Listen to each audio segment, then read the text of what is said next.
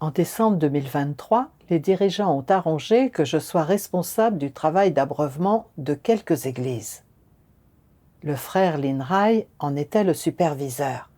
Outre la supervision et le suivi de notre travail, il était également responsable du travail d'abreuvement dans plusieurs autres églises. Quand j'ai commencé à travailler avec Linrai, j'ai vu qu'il portait un certain fardeau dans son devoir. Il suivait et résolvait rapidement tous les problèmes que les nouveaux venus avaient. Fin février 2024, nous avons envoyé une lettre aux églises pour aborder les problèmes courants parmi les nouveaux venus. Et nous avons également fait un suivi pour nous assurer que les églises réaffectaient rapidement toute personne qui n'était pas appropriée pour être chargée de l'abreuvement.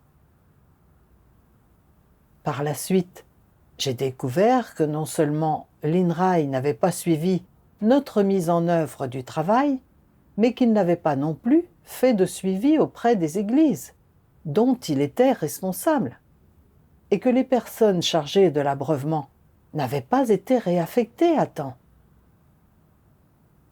Je me suis dit, peut-être qu'il ne se sent pas bien ces derniers temps. Sa tension artérielle est-elle à nouveau remontée? Peut-être vit-il dans la maladie et ne porte-t-il pas de fardeau dans son devoir? Peut-être devrais-je le lui rappeler. Mais si je le lui disais directement, ne dirait-il pas que je ne fais pas preuve de considération envers lui? D'ailleurs, je ne suis qu'une simple membre de l'équipe. Si je soulignais directement ses problèmes, perdrait-il la face et me garderait-il rancune? Et si cela créait des tensions entre nous? Comme ce serait gênant de coopérer après cela. Mais ensuite, je me suis souvenu que Dieu avait échangé sur le fait que les partenaires de travail devaient se superviser et se faire des rappels mutuellement. Cela ne me semblait pas juste de voir ses problèmes et de ne rien dire. Alors, je lui ai donné une liste des tâches qu'il devait suivre, ainsi que des églises qui manquaient de personnes chargées de l'abreuvement. Et je lui ai rappelé d'en faire le suivi. Au départ, je voulais lui parler de la nature et des conséquences du fait d'être négligent et irresponsable dans son devoir. Mais je craignais qu'en disant cela, je ne l'offense et qu'il ne nous soit plus difficile de nous entendre à l'avenir. Alors je me suis contentée de lui demander comment était sa santé ces derniers temps, et j'ai trouvé quelques passages des paroles de Dieu au sujet de la supervision et des rappels mutuels entre partenaires de travail pour les lui montrer. De cette façon, il saurait que j'essayais simplement de pratiquer selon les paroles de Dieu, et non de m'en prendre à lui délibérément, de sorte qu'il ne développerait pas de préjugés envers moi. À ma grande surprise, Linrai a répondu par 2 mots. Très bien. Il n'a rien dit sur le fait de reconnaître ses propres problèmes. Après cela, il n'a toujours pas fait de suivi sur la réaffectation des personnes chargées de l'abreuvement dans les églises. Et il n'a pas non plus suivi ou supervisé notre travail. J'ai pensé à aborder le sujet à nouveau, mais je me suis souvenu du ton désinvolte de sa dernière réponse. Il était probablement contrarié. Si je disais quelque chose encore une fois, il serait sûrement encore plus contrarié. Personne d'autre ne disait rien. Donc, si j'étais la seule à souligner ses problèmes, cela donnerait l'impression que je m'en prenais toujours à lui. Je ne voulais pas être celle qui l'offensait. Alors j'ai laissé tomber.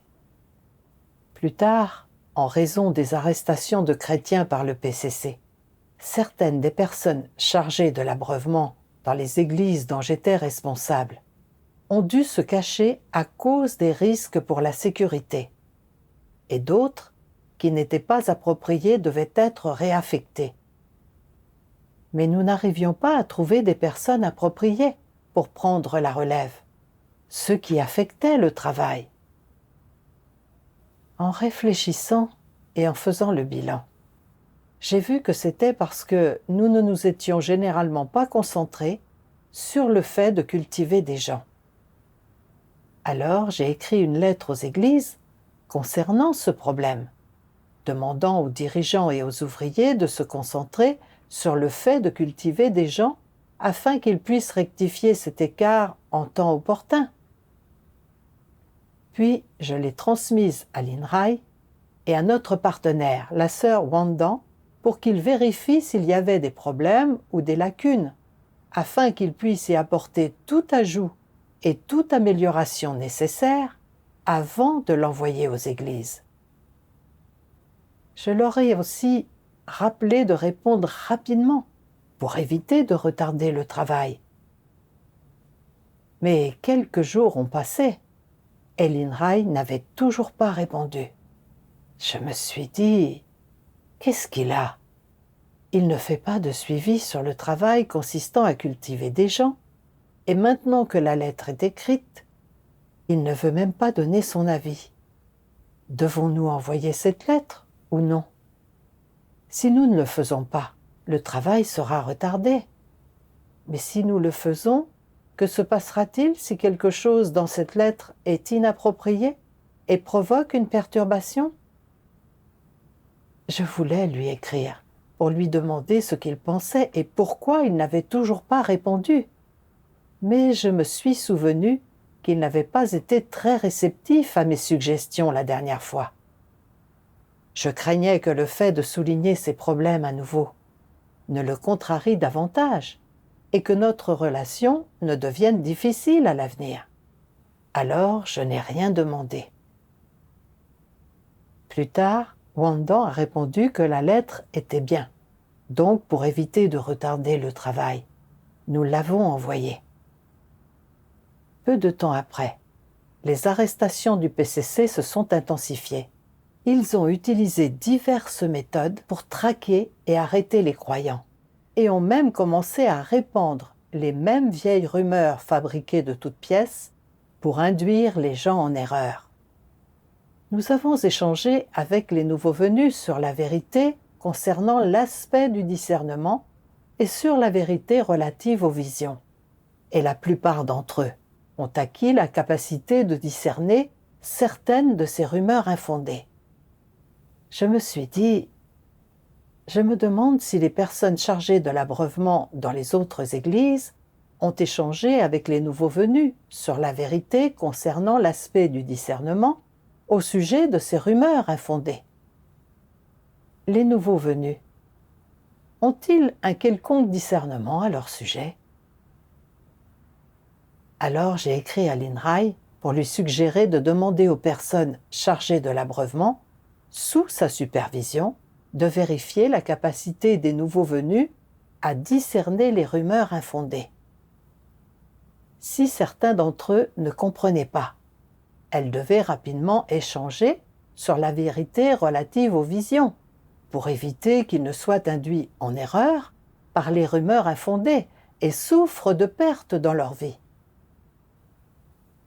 10 jours se sont écoulés après l'envoi de ma lettre, et il n'y avait toujours pas de réponse de l'INRAE. Je commençais à être un peu en colère. Je me suis dit, ce travail est si important. Comment peut-il ne pas le prendre au sérieux? Je voulais vraiment souligner qu'il ne portait pas de fardeau dans son devoir. Mais là encore, j'avais peur de le contrarier. Alors je ne le lui ai pas dit directement. Au lieu de cela, je lui ai gentiment demandé s'il avait reçu ma lettre et j'ai échangé sur l'importance de faire le suivi de ce travail. À ma grande surprise, l'INRAE a répondu « Nous avons demandé aux personnes chargées de l'abreuvement d'échanger à ce sujet auparavant. Les nouveaux venus ont probablement tout saisi. Il n'est pas nécessaire de refaire un suivi. » Quand j'ai vu qu'il se basait simplement sur son imagination pour porter des jugements sans chercher réellement à comprendre la situation des nouveaux venus, j'ai trouvé qu'il était vraiment irresponsable. Je voulais échanger avec lui au sujet de ce problème, mais je me suis inquiétée du fait que, si je continuais à souligner ces problèmes, il développe une mauvaise opinion de moi. Et si notre relation devenait gênante? Mais ma conscience me reprochait de voir ces problèmes, mais de ne rien dire. Un peu plus tard, j'ai pensé, c'est toi le superviseur. Alors si quelque chose tourne mal, c'est ta responsabilité. Je te l'ai rappelé, et c'est toi qui n'as pas voulu écouter. Mais ensuite, j'ai senti que penser ainsi était irresponsable de ma part. J'étais si agitée et tourmentée, et je n'arrivais pas à calmer mon cœur pour faire mon devoir. Dans ma douleur, j'ai prié Dieu et cherché sa direction. Je me suis souvenue des paroles de Dieu. Quel que soit le devoir que tu accomplis, qu'il soit important ou ordinaire, puisque ce travail t'a été confié, si tu n'y mets pas ton cœur, ou si tu n'es pas à la hauteur de tes responsabilités, et que tu ne considères pas ce travail comme le mandat de Dieu, ou ne l'assumes pas comme ton propre devoir et ta propre obligation, faisant toujours les choses de manière superficielle, alors il y aura un problème. En réfléchissant aux paroles de Dieu, j'ai compris que je devais avoir le sens des responsabilités dans mon devoir. Que je sois superviseuse ou non, tant que je repère un problème dans le travail de l'Église, je dois assumer ma responsabilité de protéger le travail de l'Église. Si je vois un problème et que je l'ignore, et que je suis négligente et irresponsable, c'est un manquement au devoir. Avec le grand dragon rouge qui arrêtait frénétiquement les chrétiens et répandait des rumeurs infondées, il était très probable que les nouveaux venus soient induits en erreur et qu'ils partent. Rappeler à l'INRAE d'échanger davantage avec eux sur la vérité concernant l'aspect du discernement était ma responsabilité. Quand j'ai vu qu'ils ne prenaient pas du tout cela au sérieux, j'aurais dû le souligner et l'aider en temps opportun. Mais j'avais peur qu'il ait une mauvaise impression de moi. Et j'avais peur de l'offenser et de rendre notre relation difficile. Alors j'ai simplement agi comme une personne complaisante. Je voyais ces problèmes, mais je n'osais pas les souligner directement. Je n'avais aucun sens des responsabilités et je ne protégeais pas les intérêts de l'Église. J'étais vraiment indigne de faire un devoir aussi important. Je ressentais un profond remords dans mon cœur. Alors j'ai écrit une lettre à l'INRAE pour discuter de mon point de vue avec lui. Puis je me suis dit que, puisque nos points de vue étaient différents, je devais aussi en discuter avec les autres frères et sœurs avec qui nous coopérions. Mais j'ai hésité à nouveau, inquiète. Si l'INRAE l'apprend, dira-t-il que j'essaie de l'embarrasser? Aura-t-il une mauvaise impression de moi? Je me suis souvenu des paroles de Dieu. Je n'aurai absolument pas peur, je ne reculerai absolument pas et je ne me laisserai absolument pas décourager. Avez-vous cette résolution? Lorsqu'il s'agit de questions impliquant les intérêts de l'Église et l'entrée dans la vie de nos frères et sœurs, je ne peux pas faire de compromis ou reculer simplement parce que j'ai peur de ce que les autres pourraient penser de moi. Que l'INRAE l'accepte ou non, je devais prendre position et protéger les intérêts de l'Église. Par conséquent, j'ai transmis la lettre. Par la suite, mes autres partenaires et l'INRAE ont tous répondu en accord avec mon point de vue. J'ai poussé un soupir de soulagement dans mon cœur. Mais après cela. Je n'ai toujours pas échangé avec l'INRAE au sujet de son attitude négligente envers son devoir. J'ai commencé à réfléchir sur moi-même. J'avais clairement vu les problèmes de l'INRAE. Pourtant, je n'osais pas les souligner directement. Quel tempérament corrompu se cachait derrière cela? J'ai prié pour que Dieu me guide dans la compréhension de mes propres problèmes. Puis j'ai lu un passage des paroles de Dieu qui s'adressait directement à mon état. Dieu Tout-Puissant dit « La plupart des gens sont disposés à poursuivre la vérité et veulent pratiquer la vérité, mais bien souvent, ils n'en ont que la résolution et le désir. Intérieurement, cependant, la vérité n'est pas devenue leur vie. Alors, quand tu rencontres des forces malfaisantes qui perturbent et sabotent le travail de l'Église, par exemple, quand tu es confronté à de faux dirigeants qui traitent les affaires en violant les principes et ne font pas de travail réel, ou à des personnes malfaisantes et à des antéchrists qui font le mal et perturbent le travail de l'Église, causant ainsi du tort au peuple élu de Dieu, tu n'as pas le courage de te lever et de t'exprimer. Pourquoi n'as-tu pas ce courage? Est-ce parce que tu es craintif ou peu éloquent? Ou est-ce que tu n'oses pas parler parce que tu n'as pas les idées claires sur les choses? Ce n'est dû à aucune de ces choses. C'est principalement la conséquence du fait que tu es contraint par tes tempéraments corrompus. L'un des tempéraments corrompus que tu révèles est un tempérament fourbe. Quand quelque chose arrive, la première chose que tu considères, ce sont tes propres intérêts, les conséquences de tes actes, et si cela te sera bénéfique. C'est là un tempérament fourbe, n'est-ce pas? Tu révèles aussi un tempérament égoïste et méprisable. Tu penses, en quoi le fait qu'ils nuisent aux intérêts de la maison de Dieu me concerne-t-il? Je ne suis pas un dirigeant, alors pourquoi devrais-je m'en mêler? Cela n'a rien à voir avec moi, et ce n'est pas ma responsabilité. De telles pensées et paroles ne sont pas quelque chose que tu imagines intentionnellement, mais elles sont produites par toi inconsciemment.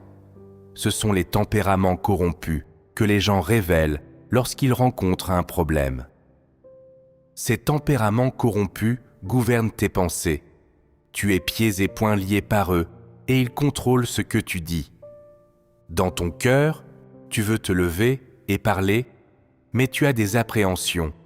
Et même si tu t'exprimes, tu tournes autour du pot et tu te laisses une marge de manœuvre. Ou bien tu tergiverses et ne dis tout simplement pas la vérité. Les gens qui ont du discernement peuvent voir cela.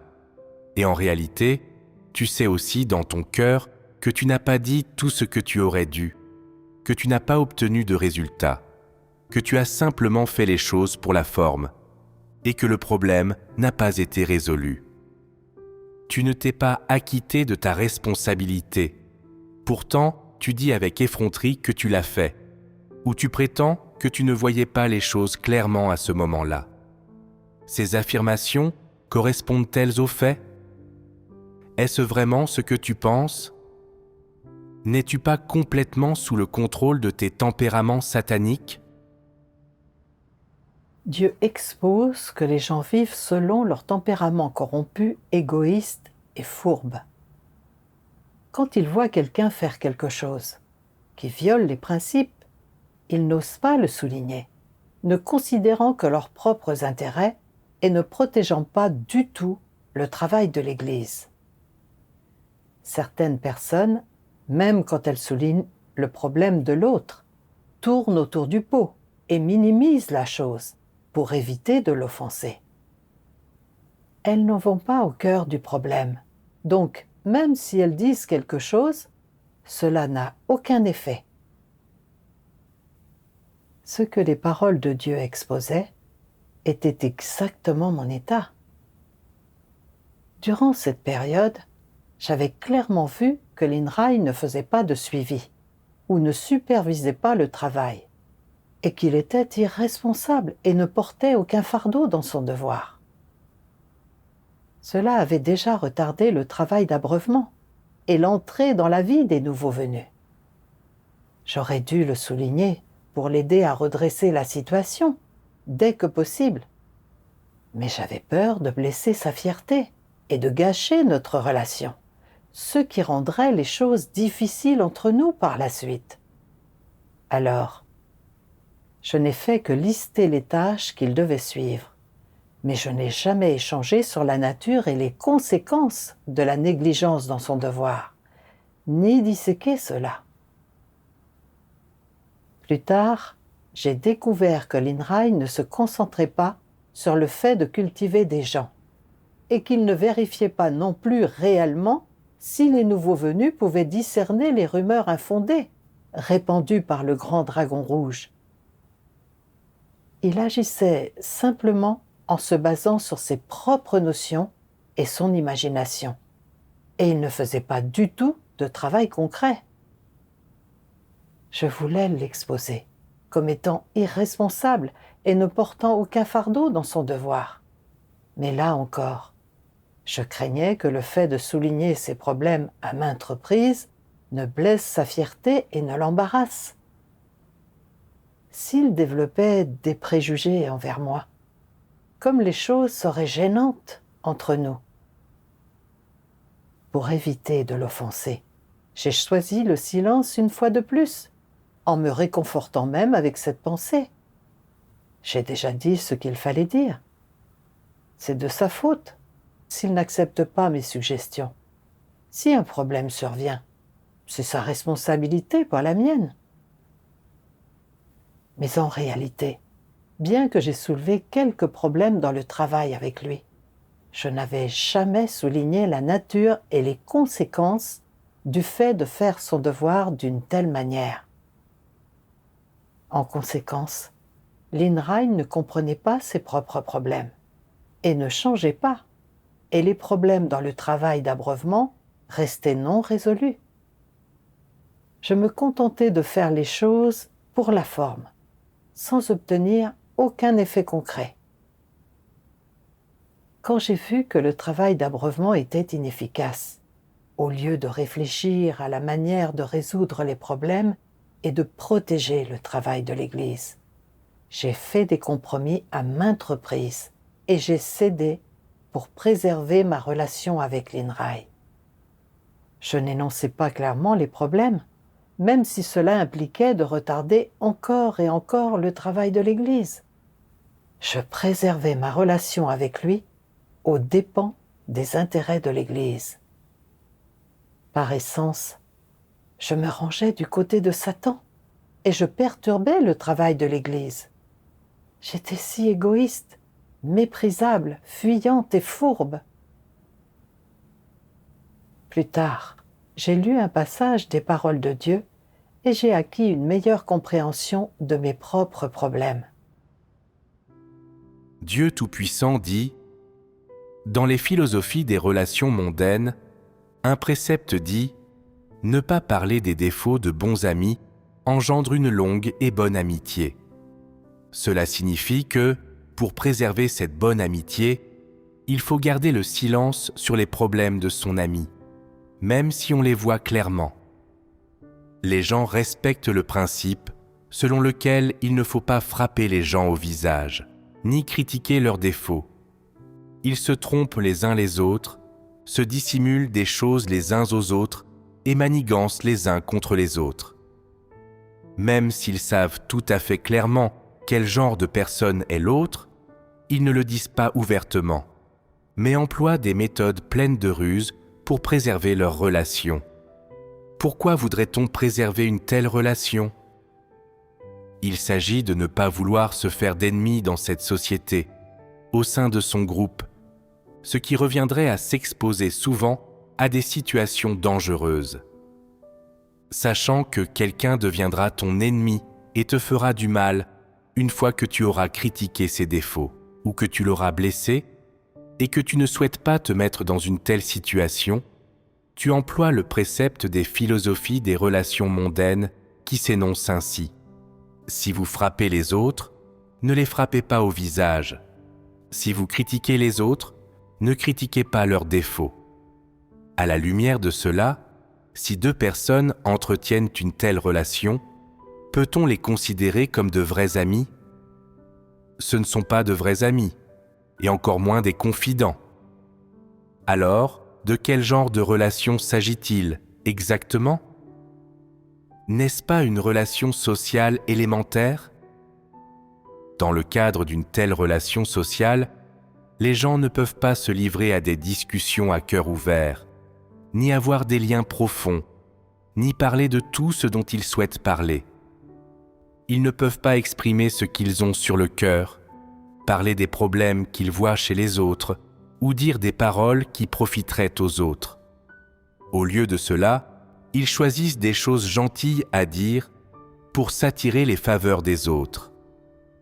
Ils n'osent pas dire la vérité, ni s'en tenir aux principes, empêchant ainsi les autres de développer des pensées hostiles envers eux. Quand personne ne présente de menace pour quelqu'un, cet individu ne vit-il pas dans une aisance et une paix relative ? N'est-ce pas le but des gens en promouvant ce dicton ? Si vous frappez les autres, ne les frappez pas au visage. Si vous critiquez les autres, ne critiquez pas leurs défauts. Il s'agit clairement d'un mode de survie tortueux et fourbe, empreint de méfiance, dont le but est l'autoconservation. En vivant ainsi, les gens n'ont pas de confidents, pas d'amis proches à qui ils peuvent dire tout ce qu'ils pensent.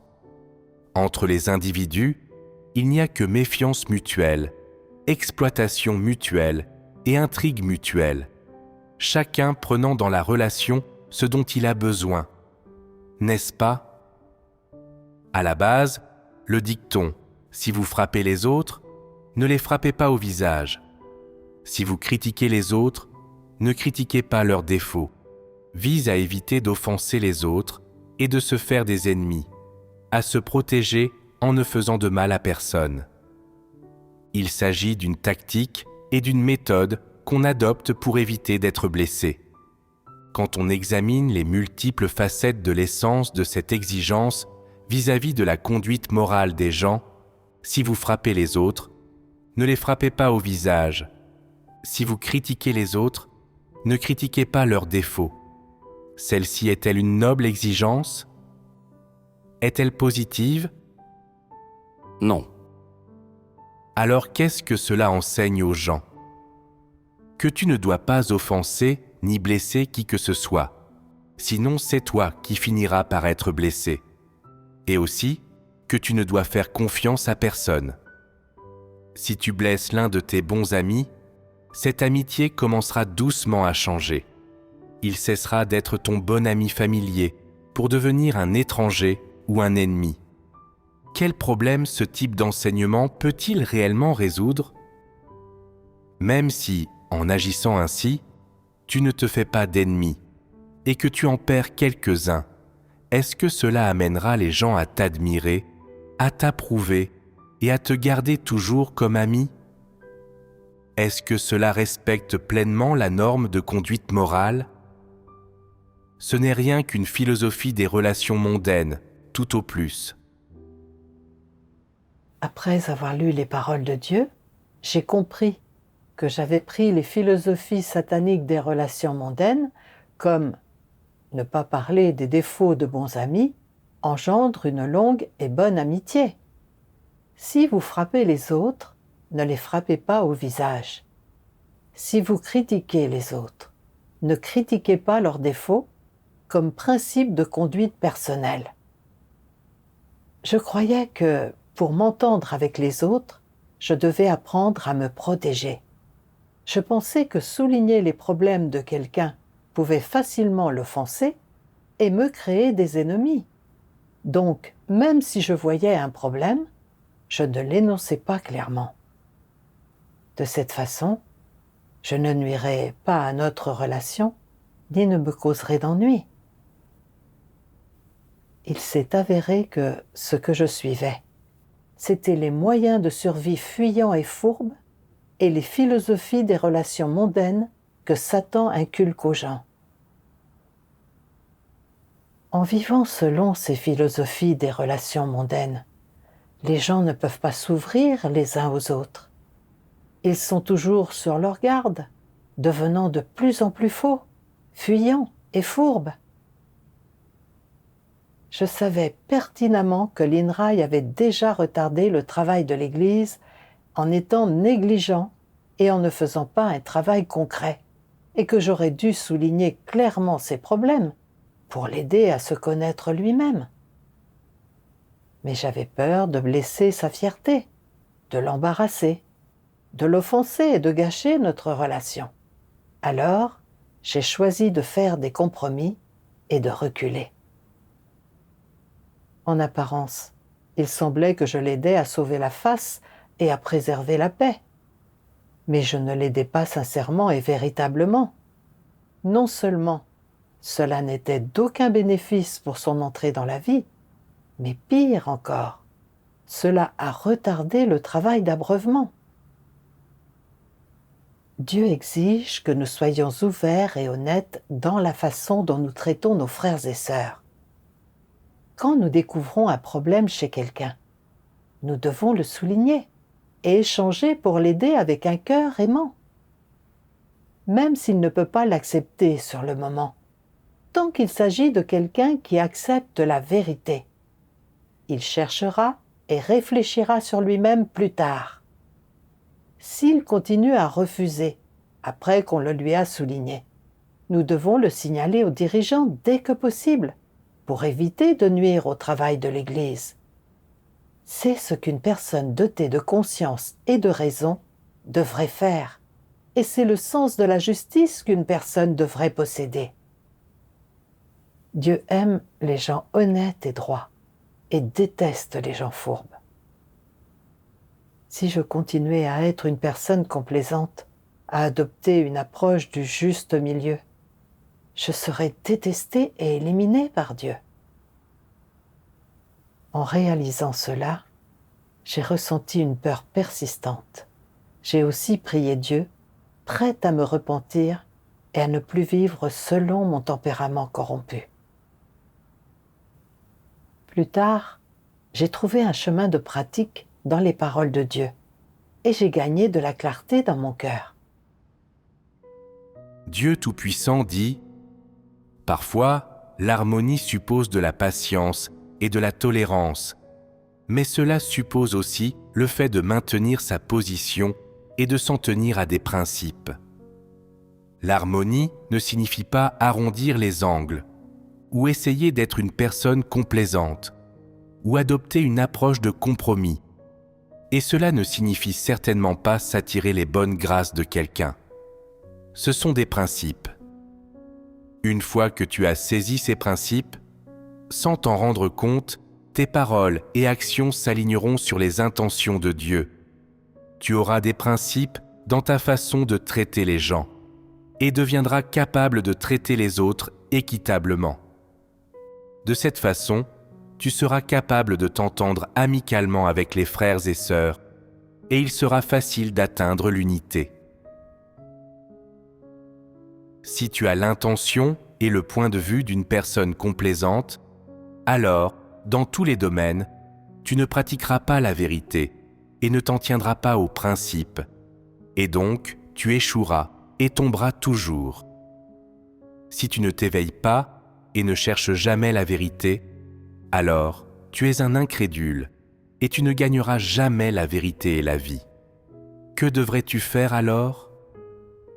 Lorsque tu es confronté à des questions qui touchent aux intérêts de la maison de Dieu, tu dois prier Dieu et l'invoquer, en lui demandant de te donner la foi et de la force, afin que tu puisses t'en tenir aux principes, faire ce que tu dois faire, gérer les choses conformément aux principes, rester ferme dans la position que tu dois tenir, protéger les intérêts de la maison de Dieu et empêcher que le travail de la maison de Dieu ne subisse les moindres pertes.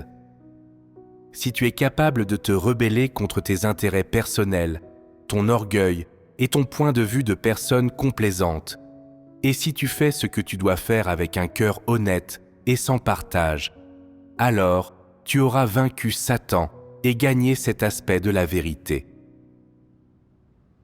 J'ai compris que la coopération harmonieuse ne consiste pas à être une personne complaisante ou à adopter une approche du juste milieu, ni à maintenir une harmonie superficielle et à n'offenser personne. Il s'agit plutôt d'être capable de maintenir les principes et de protéger les intérêts de l'Église dans les questions impliquant le travail de l'Église et l'entrée dans la vie de nos frères et sœurs. Voyant que l'incapacité de l'INRAE à faire un travail concret retardait déjà le travail de l'Église, je devais échanger avec lui et l'aider par amour. Si nécessaire, il pouvait aussi être émondé, et s'il ne l'acceptait toujours pas, je devais le signaler aux dirigeants pour un ajustement de devoir ou un renvoi en temps opportun. C'est pratiquer la vérité. C'est ça le véritable amour. Mais j'avais la croyance déformée que souligner les problèmes du superviseur, c'était pointer ses défauts et l'embarrasser. Ma compréhension était si absurde. D'après les paroles de Dieu, j'ai aussi compris que, quand des choses m'arrivent, et que je veux me rebeller contre ma chair, mais ne peux pas la surmonter, je dois prier Dieu et le supplier de me donner de la force. Je devais souligner et exposer le fait que l'INRAE ne faisait pas un travail concret. Je ne pouvais plus être une personne complaisante ou adopter une approche du juste milieu. Même si souligner ces problèmes l'offenserait, je devais pratiquer la vérité. Alors, j'ai écrit à l'INRAE et je l'ai invité pour une réunion. Avant d'aller le voir, j'ai prié pour que Dieu me guide afin que je puisse pratiquer la vérité. Pendant la réunion, j'ai souligné les problèmes de l'INRAE. Au début, il ne voulait pas l'accepter et essayait de répliquer et de se défendre. Et un autre frère est aussi intervenu pour le soutenir. J'ai compris que ce frère protégeait l'INRAE, alors je l'ai interrompu et je l'ai exposé franchement pour avoir essayé d'arrondir les angles. L'atmosphère est devenue un peu gênante et l'expression sur le visage de l'INRAE est devenue désagréable. J'avais peur que si j'en disais plus, notre relation deviendrait gênante. Alors je voulais faire un compromis et laisser tomber. Mais ensuite, j'ai pensé à la façon dont l'INRAE avait déjà nui au travail en étant négligent et en ne faisant pas un travail concret. Il n'acceptait même pas quand on soulignait ses problèmes. Si cela continuait, cela causerait un tort encore plus grand au travail de l'Église. Je me suis souvenu de quelques lignes d'un hymne.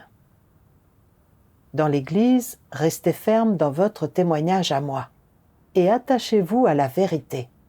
Ce qui est correct et ce qui est erroné est erroné. Ne confondez pas le noir et le blanc. Vous devez vous battre contre Satan et vous devez le vaincre complètement pour qu'il ne se relève jamais plus. Les paroles de Dieu m'ont donné la foi et la force. Je ne pouvais plus être une personne complaisante. Je devais maintenir les principes. Alors, en m'appuyant sur les paroles de Dieu, j'ai souligné les problèmes de l'INRAE et j'ai échangé sur les conséquences de ne pas superviser ou faire le suivi du travail et de ne pas se concentrer sur le fait de cultiver des gens. Après avoir entendu cela, l'attitude de l'INRAE a un peu changé et il a exprimé sa volonté de l'accepter. Ce n'est qu'en pratiquant ainsi que je me suis sentie en paix dans mon cœur. Plus tard, j'ai vu que l'INRAE n'avait toujours pas beaucoup changé. Alors j'ai listé ses problèmes un par un et je les ai signalés aux dirigeants. Après avoir recueilli des évaluations sur l'INRAE, les dirigeants ont vu qu'il avait un mauvais calibre, manquait de capacité de travail et ne portait pas de fardeau dans son devoir. C'était un faux ouvrier qui ne faisait pas de travail concret et devait être renvoyé. Les dirigeants m'ont alors promue superviseuse et m'ont demandé d'aller échanger avec l'INRAE et de le renvoyer. Je me sentais un peu hésitante. Si j'expose ces problèmes en face, m'en voudra-t-il? Et aura-t-il des préjugés envers moi? J'ai réalisé que ma mentalité de personne complaisante refaisait surface, et je me suis souvenu des paroles de Dieu. Même si ton acte offense les gens, ou a pour effet que tu sois fustigé à ton insu, cela a peu de conséquences. J'ai rapidement cherché ce passage pour le lire. Dieu Tout-Puissant dit : si c'est une action qui s'aligne sur les principes, alors même si ton acte offense les gens ou a pour effet que tu sois fustigé à ton insu, cela a peu de conséquences. Si c'est une action qui ne s'aligne pas sur les principes, en revanche, alors même si en la faisant, tu obtiens l'approbation et le soutien de tous, et que tu t'entends avec tout le monde, mais que le seul problème est que tu ne puisses pas la justifier devant Dieu, tu as subi une perte. Si tu maintiens des relations avec la majorité des gens, les rendant heureux et satisfaits, et que tu obtiens leur louange, mais que tu offenses Dieu, le Créateur, alors tu es le plus grand des imbéciles. Par conséquent, quoi que tu fasses, tu dois clairement comprendre si cela s'aligne sur les principes, si cela plaît à Dieu. Quelle est l'attitude de Dieu envers cela? Quelle position les gens devraient adopter? À quel principe les gens devraient s'en tenir? Comment Dieu a enseigné? Et comment tu devrais le faire? Tu devrais d'abord bien comprendre ceci. Après avoir lu les paroles de Dieu, mon cœur s'est soudainement éclairé. En faisant mon devoir, je dois avoir un cœur qui craint Dieu et chercher les intentions de Dieu ainsi que les principes pour faire les choses. Tant que quelque chose s'aligne sur les vérités principes, je dois m'y tenir. Tant que je peux satisfaire Dieu, peu importe si j'offense les gens ou si l'on dit du mal de moi. Si je connais la vérité, mais ne la pratique pas juste pour maintenir mes relations avec les gens, même si je n'offense personne, je serai condamné par Dieu pour avoir commis une transgression en ne protégeant pas le travail de l'Église. Ce serait si insensé. Alors, je suis allée échanger avec l'INRAE, j'ai exposé ces manifestations consistant à ne pas faire de travail concret et je l'ai renvoyé. L'INRAE a dit qu'il réfléchirait sérieusement sur lui-même. À travers cette expérience, j'ai pris conscience que ce n'est qu'en pratiquant la vérité et en interagissant avec les autres selon les vérités principes que l'on peut vivre avec une ressemblance humaine.